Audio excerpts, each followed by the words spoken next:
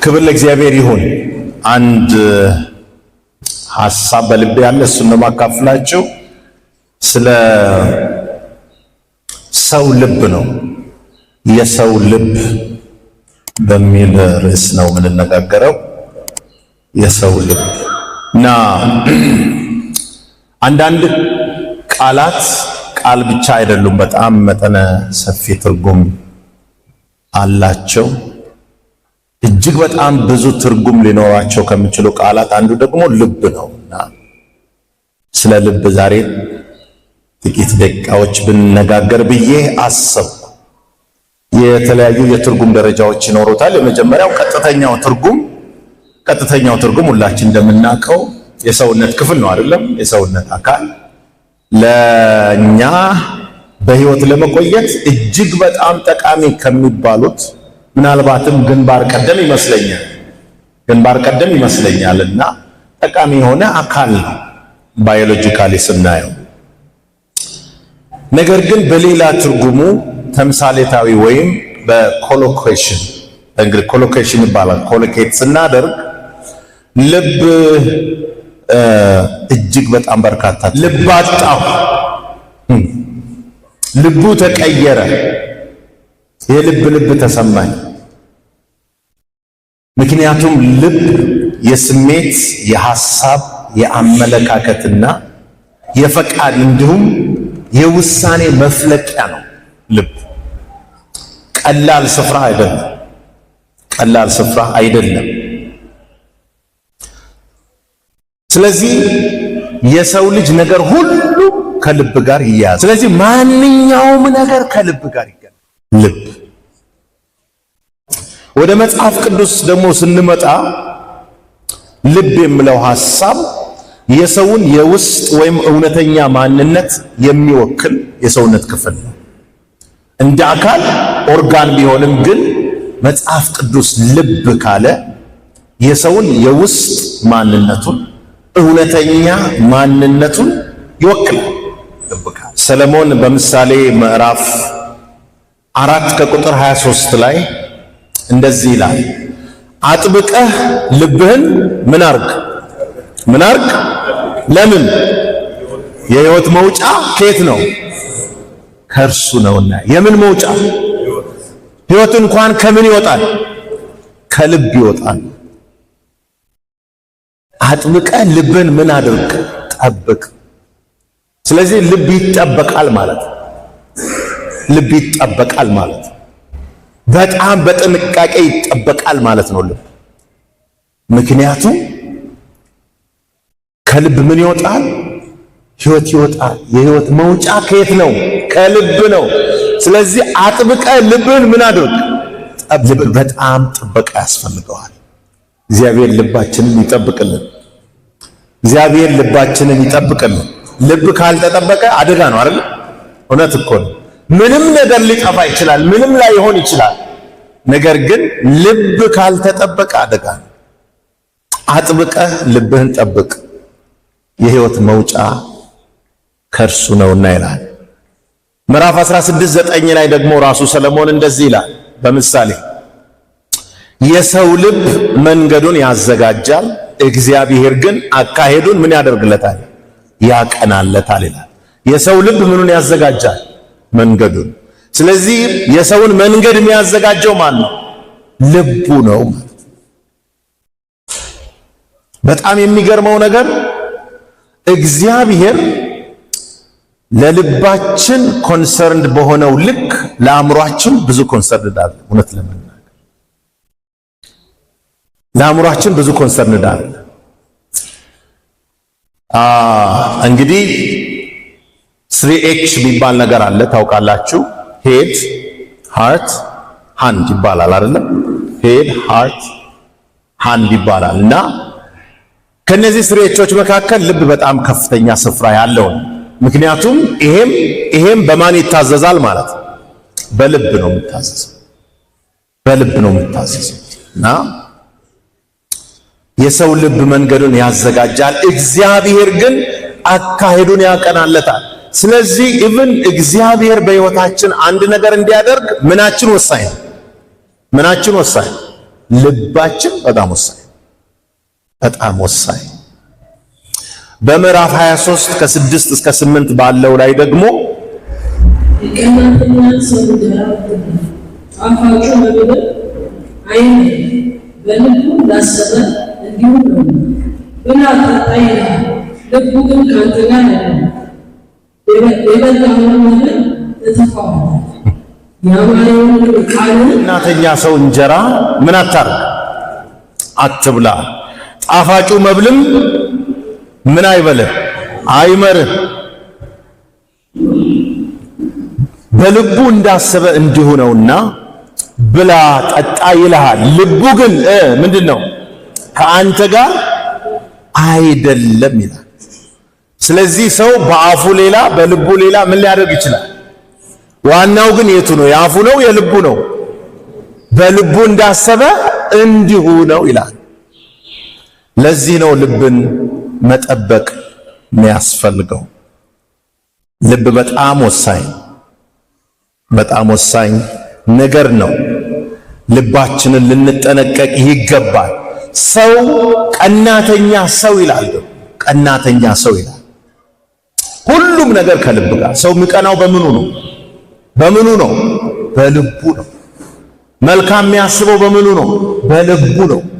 ሁሉም ነገር ከልብ ጋር ይያያዛል። ስለዚህ እግዚአብሔር ደግሞ እንደዚህ እንዳናደርግ በጣም ያስጠነቅቃል። እግዚአብሔር በልቡ ሌላ በአንደበቱ ሌላ ይናገራል? አይናገርም። ለዚህ ነው እግዚአብሔር አምላካችን ስንት አምላክ ነው? አንድ አምላክ ነው። ክብር ለእግዚአብሔር ይሁን። አንድ አምላክ ነው ስንል በቁጥርና በእንትን ብቻ አይደለም፣ በብዛት አይደለም።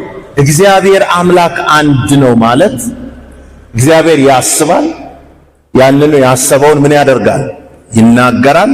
የተናገረውን ደግሞ ምን ያደርጋል? ይፈጽማል እንጂ ተናግሮ ምን አያደርግም?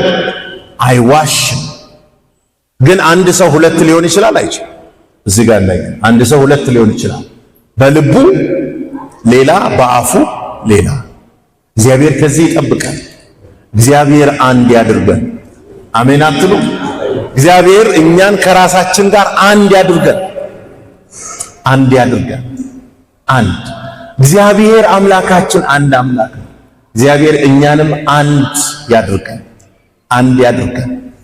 በልባችን ያሰብነው ያንኑ እንድናገር። እዚህ ጋር በጣም አደገኛ ነው። አትሸወድ። ሰው በአፉ ሌላ በልቡ ሌላ ሊያወራ ስለሚችል ዋናው ግን የአንደበቱ ሳይሆን የምኑ ነው? የልቡ ጉዳይ ነው ይላል። ስለዚህ ልብ በጣም ከባድ ስፍራ ነው። ልብ የኢየሱስ ክርስቶስ በምድር ላይ በነበረ ጊዜ ዋነኛ የአገልግሎት ትኩረት ነው። የትኛውንም ቴክስት ሄዳችሁ የትኛውንም ክርክር ከፈሪሳውያን ጋር ከሰዶቃውያን ጋር በየትኛው ሄዳችሁ ካያችሁ ዞሮ ኢየሱስ ርዕሰ ጉዳዩን ሳይሆን ማረፊያው የት ነው? ልብ ጋር ነው ማለት። ወደዛ ነው የሚመጣው። ይዞርና ወደዚያ ይመጣል። የልብ ጉዳይ ነው። እንዴት ታስባላችሁ? ወደ ልባችን ይመጣል። ለምን? ልብ በጣም ወሳኝ ነገር ነው።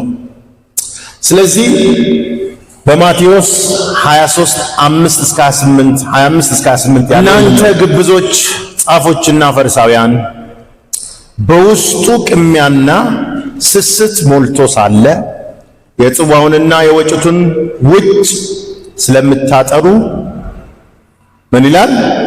ወዮላችሁ! አንተ ዕውር ፈሪሳዊ፣ ውጭው ደግሞ ጥሩ እንዲሆን አስቀድመህ የጽዋውን የጽዋውንና የወጭቱን ውስጡን ምን አርግ። እናንተ ግብዞች ጻፎችና ፈሪሳውያን በውጭ አምረው የሚታዩ በውስጥ ግን የሙታን አጥንት ርኩሰትም ሁሉ የተሞሉ በኖራ የተለሰኑ መቃብሮችን ስለምትመስሉ ወዮላችሁ! እንዲሁ እናንተ ደግሞ በውጭ ለሰው እንደ ጻድቃን ትታያላችሁ፣ በውስጣችሁ ግን ግብዝነትና አመፀኝነት ሞልቶባቸዋል ይላል። እግዚአብሔር ልባችንን ይጠብቅልን። የኛ አገልግሎት ከባድ አገልግሎት፣ መስሪያ ቤት አይደለም እየሰራን ያለነው፣ መስሪያ ቤት ውስጥ አይደለም እያገለገልን ያለነው። በኋላ እመጣለሁ። የኛ አገልግሎት በጣም ከባድ አገልግሎት ነው። የልብ አገልግሎት ይባላል። ሁላችንም እንደምናውቀው በማቴዎስ 5 ላይ ኢየሱስ ስለ ሕጉ ሲያወራ አታመንዝር እንደተባለ ሰምታችኋል፣ እኔ ግን እላችኋለሁ። እንዲህ እንደተባለ ሰምታችኋል፣ እኔ ግን እላችኋለሁ ብሎ ሕጉን የበለጠ ሲያጠብቀው ታያላችሁ። ሕጉን ከተግባር አንስቶ ወደ ልብ ላይ ይለጥፈዋል አይደል? ከተግባር አንስቶ ልብ ላይ ይወስደዋል። ኖ ልብ ኃጢአት የሚጀምረው ከየት ነው? ኃጢአት የሚጀምረው ከየት ነው? ይሄ ነገር ያስተጋባል መሰለኝ፣ ትንሽ ቀንሰው። ኃጢአት የሚጀምረው ከየት ነው? ከልብ ነው ወይስ ከተግባር ነው? ከየት ነው የሚጀምረው? ስለዚህ አታመንዝር፣ እነዚህ እኮ ተግባራት ናቸው። ማመንዘር የሚጀምረው ከተግባር ሳይሆን ከየት ነው አለ? ከዚህ ይጀምራል እያለ ከዛ በኋላ እኔም አንድ ጥያቄ ልጠይቃችሁ አለ። እሺ ጠይቀን አሉት። ሰው ሌባ ስለሆነ ነው የሚሰርቀው ወይስ ስለሰረቀ ነው ሌባ የሚባለው? እስቲ መልሱልኛ። ሰው ስለሰረቀ ነው ሌባ የሚባለው ወይስ ሌባ ስለሆነ ነው የሚሰርቀው?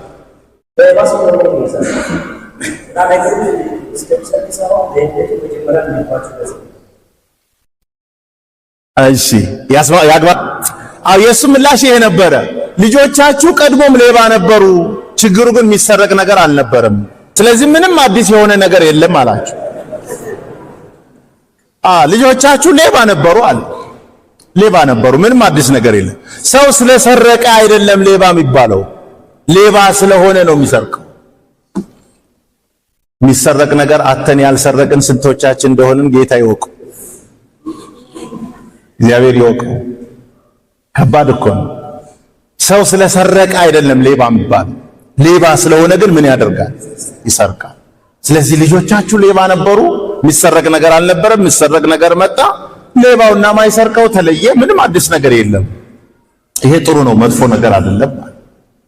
እግዚአብሔር ይጠብቀን። ሉቃስ 6:45 ላይ መልካም ሰው ከመልካም መዝገቡ ምን ያወጣል ይላል? መልካምን ነገር። ክፉ ሰው ከክፉ መዝገቡ ምን ያደርጋል? ክፉን ነገር እንደሚያወጣ ይናገራል።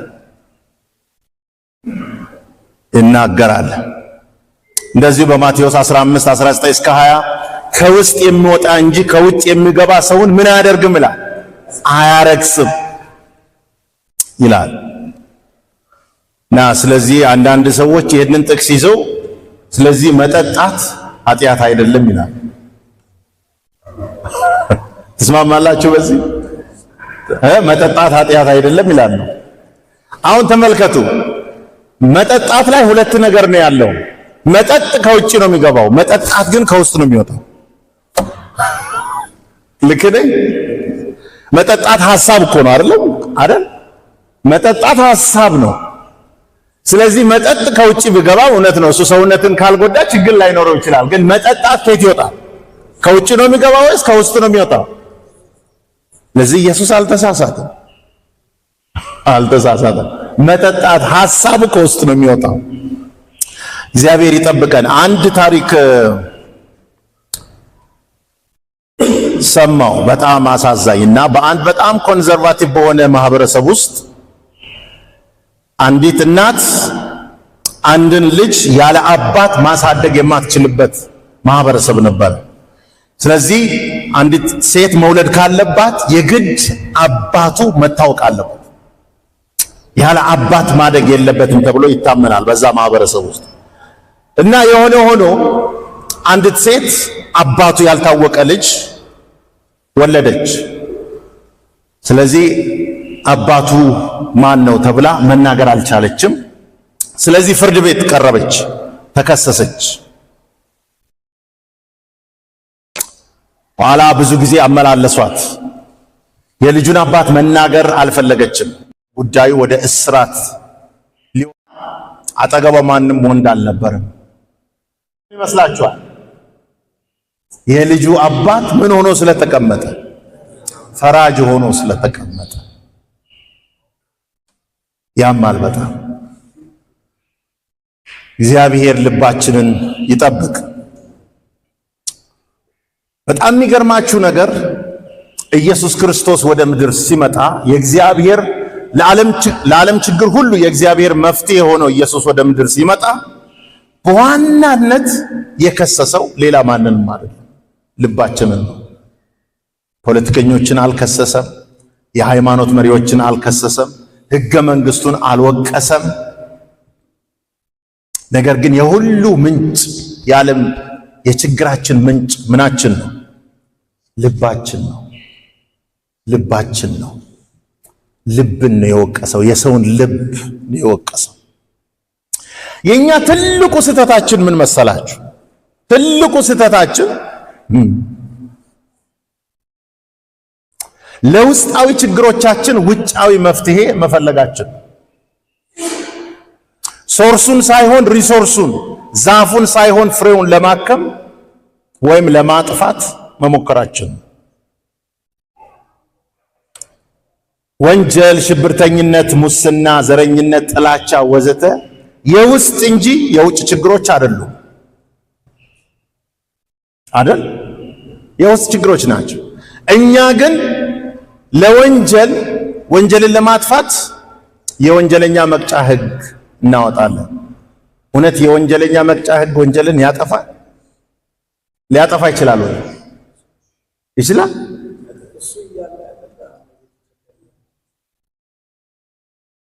ለሽብርተኝነት የጸረ ሽብር ሕግ እናወጣለን። የጸረ ሽብር ሕግ ሽብርተኝነትን ያጠፋል? በፍጹም አያጠፋም። ምናልባት ሰው ይሄንን ቢፈጽም ይሄን ይቀጣል ለማለት እንጂ። ስለዚህ ሕክምናችን ሙስናንስ ጸረ ሙስና ኮሚሽን ያጠፋል? ምንድነው የሚያደርገው? ጸረ ሙስና ኮሚሽን ምንድነው የሚያደርገው? ሙስና ይንከባከበዋል? ሊያጠፋ አይችልም። ይሄ ስለ ውጪው ነው። በቤተ ክርስቲያንም ተመሳሳይ ነገር አይመስላችሁ? ምክንያቱም ነገሮቻችን ጀነራል ናቸው፣ በጣም ጀነራል ናቸው። ደስ የሚለው ኢየሱስ ሰውን ካገኘ ስለሱ እንጂ ስለሌላ ሰው አያወራም። ጀነራል ነገር አያወራም። ምንም ነገር ይዛችሁ ወደ ኢየሱስ ብትመጡ ስላንተ እንጂ ስለዛ አያወራም። ተበደልኩ ብለህ ብትመጣ ስላንተ ነው የሚያወራው። በደሉኝ ብለህ ብትመጣ ስላንተ ነው። በድያለሁም ብትል ስላንተ ነው። ምክንያቱም ጉዳዩ የምን ጉዳይ ነው? የልብ ጉዳይ ነው። የአሰራር ጉዳይ አይደለም። የአሰራር ጉዳይ። ትልልቅ ህጎች በዓለማችን አሉ። ነገር ግን እነዛ ህጎች መፍትሄ ሊሆኑ ይችላሉ? አይችሉም። ልብ ላይ ነው። በጣም የሚገርም በአንድ ወቅት የዓለማችን በጣም ስመጥር ጋዜጠኛ እንግሊዛዊ ነው እና በጣም ይደነቃል። ጸሐፊም ነው ደራሲም ነው እና አንድ ቀን ህንድ ሀገር ሄደ። ራሱ በራሱ መጽሐፍ ላይ ነው የጻፈው ስለ ራሱ። ወደ ህይወቱ መጨረሻ ክርስቶስን ተቀብሎ ነው ህይወቱ ያለፈው እና ስለ ራሱ ምንም ነገር ሳያስቀር ይጽፋል። ምንም ሳያስቀር ይጽፋል። ክርስቶስ ግልጽ ነው፣ እኔም ስለ ራሴ ብሎ በግልጽ ይጽፋልና ህንድ ሀገር በሄደበት ወቅት ምን ይሆናል? አንድ ትልቅ መዋኛ ገንዳ ውስጥ ሊዋኝ ይገባና በሌላው በኩል ደግሞ በሌላው ኤንድ አንዲት ቆንጆ ህንዳዊ ደግሞ ስትዋኝ ድንገት ያያታል። ከዛ ቀስ ብሎ እሷ ሳታይ በውሃ ውስጥ ለውስጥ አርጎ ወደዛ ይሄዳል። እውነተኛ ታሪኩን ነው የጻፈው። ወደ እሷ ይሄዳል። በልቡ ያሰበውን አስቦ ወደ እሷ ይሄዳል። ሲሄድ ድንገት አጠገቧ ላይ እንትን ስል በጣም ትደነግጣለች፣ ትጮኻለች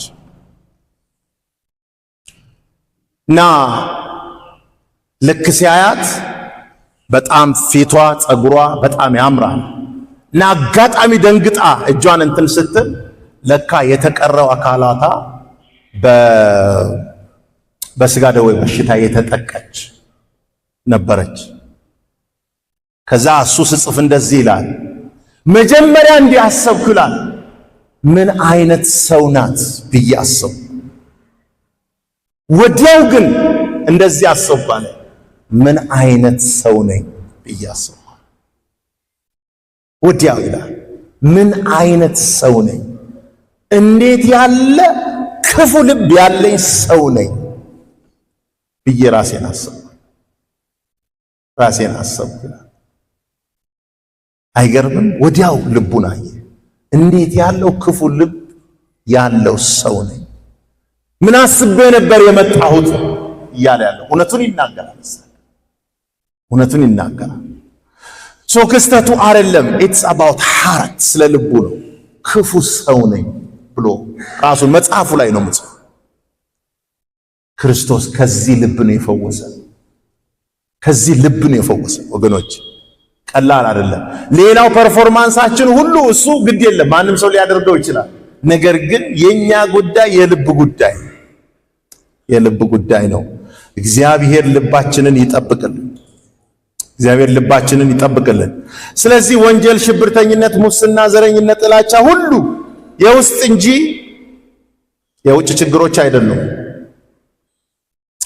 በመሆኑም ወንጀልን በወንጀለኛ መቅጫ ሕግ፣ ሽብርተኝነትን በጸረ ሽብር ሕግ መከላከል አንችልም። ሙስናን ጸረ ሙስና ኮሚሽን ሊከላከል አይችልም።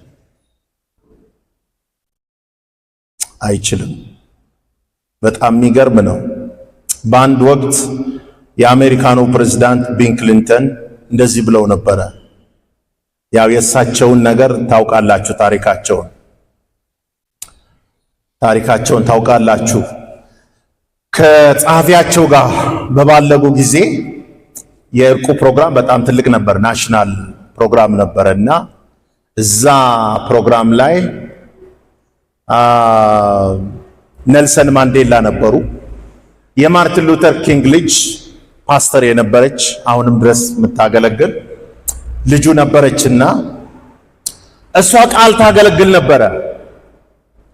ቃል ስታገለግል በቤተ መንግስት ነው፣ ዋይት ሃውስ ውስጥ ነው። እና ቃል ስታገለግል እንደዚህ አለች፣ ያንተ ህይወት አለች ፕሬዝዳንቱን፣ ያንተ ህይወት በጣም በብዙ መልኩ ከዳዊት ህይወት ጋር ይመሳሰላል። ዳዊት በተመሳሳይ ኃጢአት ወድቆ ነበረ።